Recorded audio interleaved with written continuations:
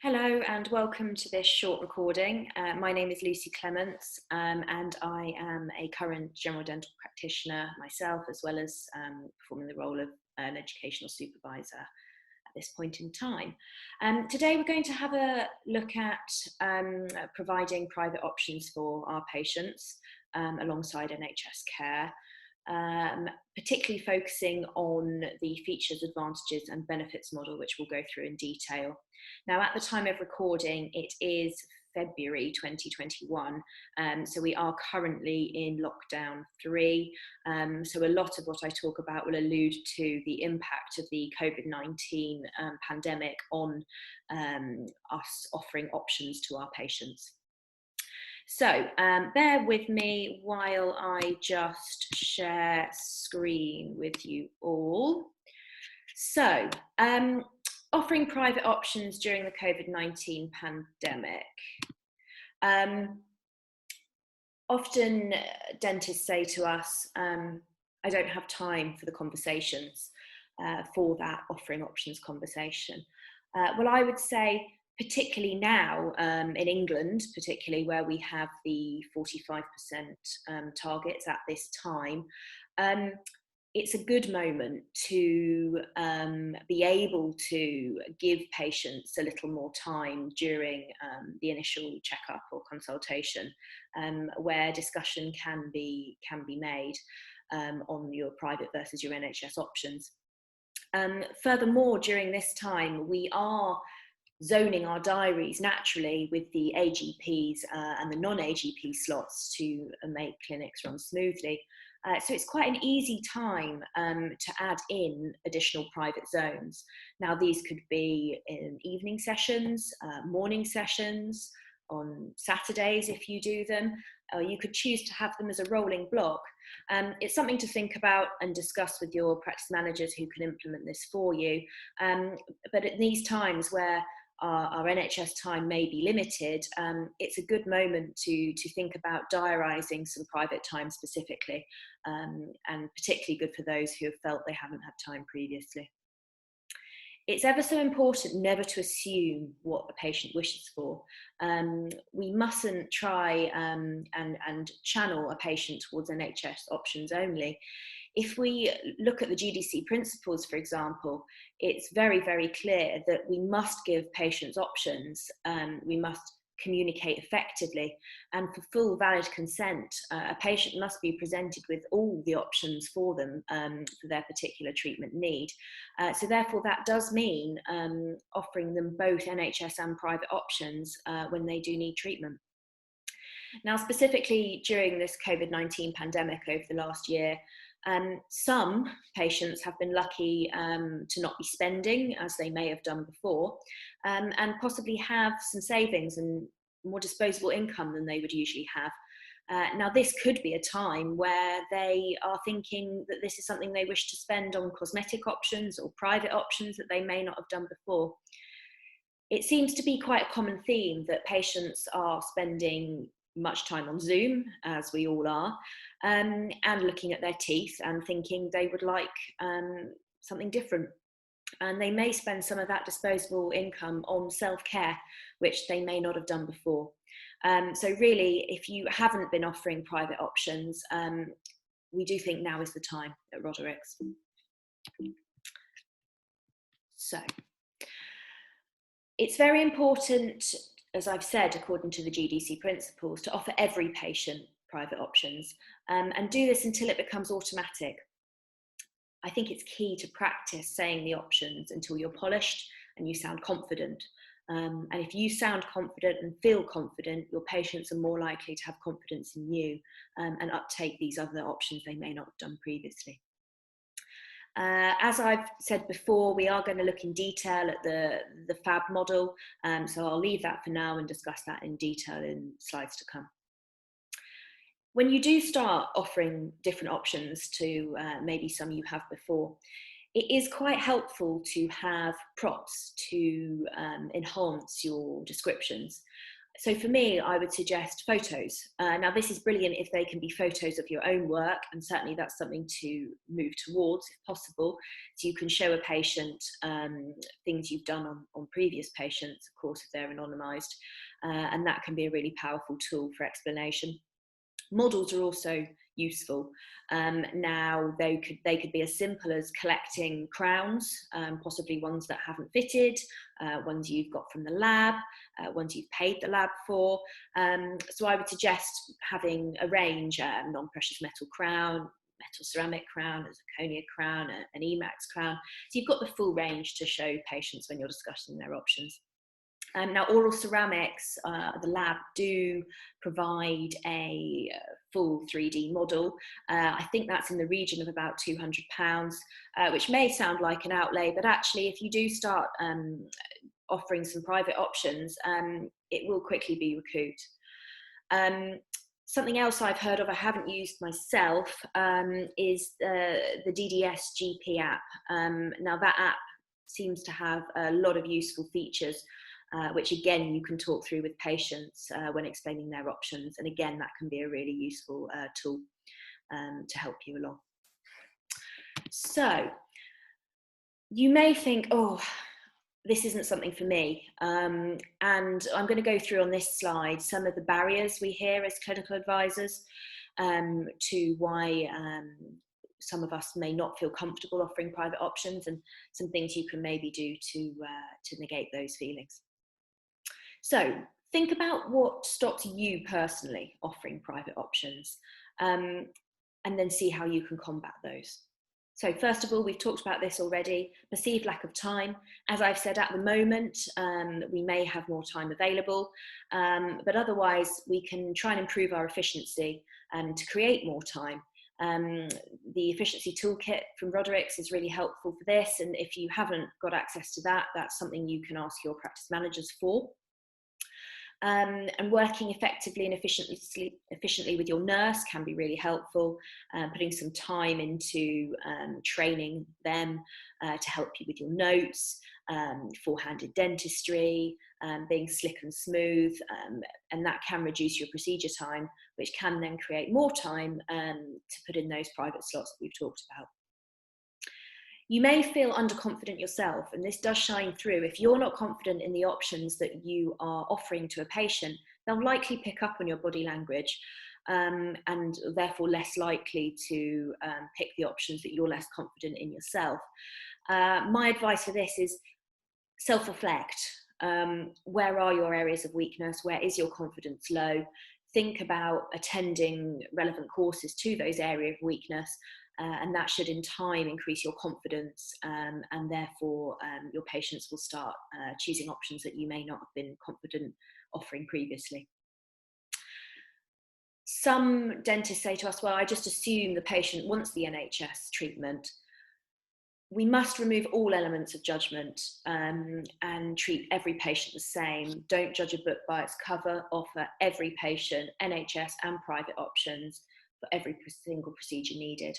I think that's really important, and a mindset we can all think about. Some dentists feel it's difficult to explain. Well, I've already alluded to using models, apps, photos, things to show the patient to enhance your explanation. Some may feel awkward as they think, I'm selling this private treatment. Again, I'd say practice so that the patter sounds natural to you. And as I've said with the GDC guidelines, it is actually a disservice to the patient if we aren't offering all of those options. So please do put any feelings of awkwardness aside.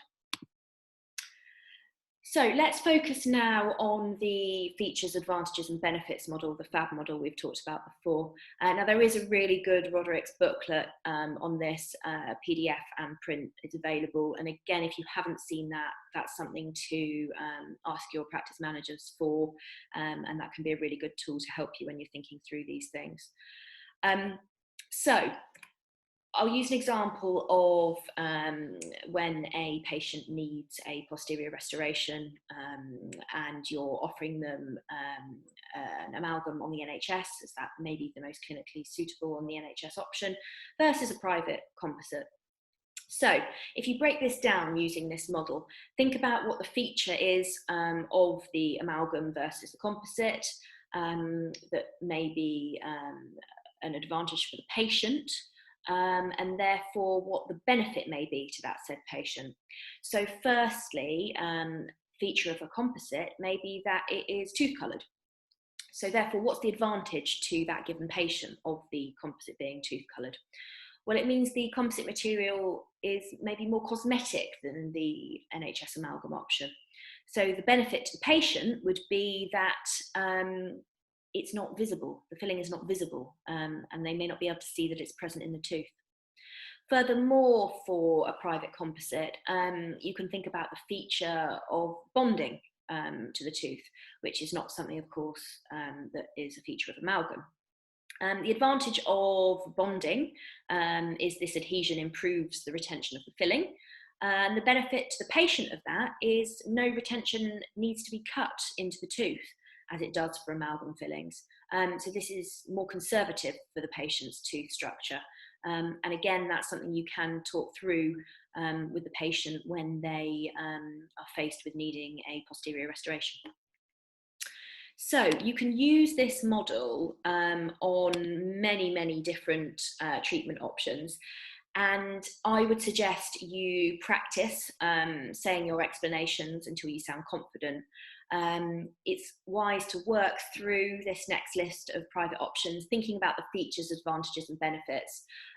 It's important that the explanation you give sounds natural and you sound confident saying it. So it is something you need to put a bit of time in yourself with this presentation, with the offering options Roderick's booklet as well. The main areas to focus on when you are thinking about these different treatment options are the cosmetics of the private options, possibly the bonding of those private crowns or the private composite options, and the conservation of tooth structure, like I've said with the composite, and sometimes with some of the ceramic crown options as well. We've also discussed zoning, and you can explain to patients that you have specific times available for private clinics, and that may mean that they can be seen sooner on a private basis than they may have been able to be seen on the NHS, or there may be the popular times available privately which may not be as readily available on the NHS, so those early mornings slots, as I've said, the evening slots, or the Saturday mornings possibly. And that is something you can discuss with the patient. So having looked down this list of different options your patients may require clinically, firstly, don't forget that you can apply the features and benefits model for periodontal treatment. So for those patients with BPEs, 0s, 1s and 2s, who generally don't have periodontal disease, you can offer the hygienist as a private option for cosmetic reasons. So think about stain removal. That is a huge advantage and benefit for the patient over what would be an NHS scale with purely calculus removal for clinically necessary reasons. Moving into BP 3s and 4s, those patients with periodontal disease, again, there are advantages of the hygienist privately. I do know those in Wales can often refer to the hygienist under the NHS, but those in England, again, cosmetic reasons, the polish and any stain removal, the time spent with the hygienist, and also the appointments available are all reasons to recommend a hygienist appointment over a possible band 2 perio treatment with yourself. That also can free up time for you to do other treatments if you do work well with a hygienist and refer your periodontal periodontal treatment to them. So we've talked about composite versus NHS amalgam on the previous slide. Think about breaking down ceramic crowns versus non-precious metal crowns into the features, advantages and benefits. Of course, there are cosmetic reasons to offer an all-ceramic crown, but there's also conservative reasons. You may find that actually a good lab can do a really nice thin Emax crown, possibly even thinner than your non-precious metal crown reductions. Particularly though, that's relevant offering an all ceramic crown over a metal ceramic crown. And this is something you could think about offering in the 1 to 5 regions anteriorly, where you may be offering a metal ceramic crown on the NHS. I would tend to offer an all ceramic crown anteriorly, as it's more conservative at times, and also for cosmetic reasons. You don't see the dark metal collar around the neck of the tooth if any recession occurs, and that can be a big benefit for patients. Again, thinking about dentures, you could offer an NHS acrylic denture versus a private acrylic denture for cosmetic reasons. They may be using different teeth, which are more cosmetic.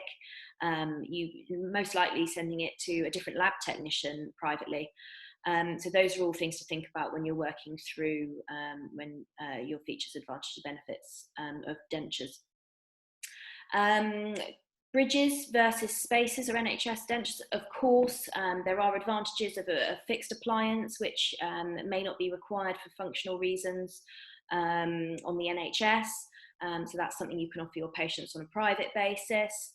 Implant supported crowns or dentures privately versus a space or an NHS denture. And also don't forget Maryland bridges. So on an NHS basis, I would tend to offer a traditional Maryland bridge with a metal wing. Now, of course, if a patient wished to have something more cosmetic on a private basis, I might think about doing a zirconia wing bonded rather than the metal wing, which may shine through. So that's something you can look into and look into the zirconia bonding as well. So I think my key messages are believing in yourself and the treatment options you are offering. And if you aren't confident in certain areas, do look at courses. Roderick's have got many CPD courses of use, and of course wider in the market as well. Working on your communication is key, thinking about effective communication and how you're going to explain these options to your patients, and showing confidence. Also, if there are things that you feel are out of your scope of practice, using the referral pathway in Roderick's to other GDPs offering, say, Invisalign or more cosmetic procedures, as well as the many specialists that Roderick's have to offer. It could be helpful to think about setting a SMART target if you are moving towards offering more private options. You could think about how much per month you would like to offer, and break that down into how many procedures that adds up to per day. So how many composites, how many crowns that is per month, and you may well find that you hugely increase not only your pay at the end of the month, but your satisfaction. And there's no reason not to be able to provide your UDA targets, and for those in England at the moment, those are at 45%, as well as offering the private options alongside. So I hope that's been useful. There is a separate recording on referral to the hygienist, so if that's an area you are interested in, look out for that one. All right, bye for now.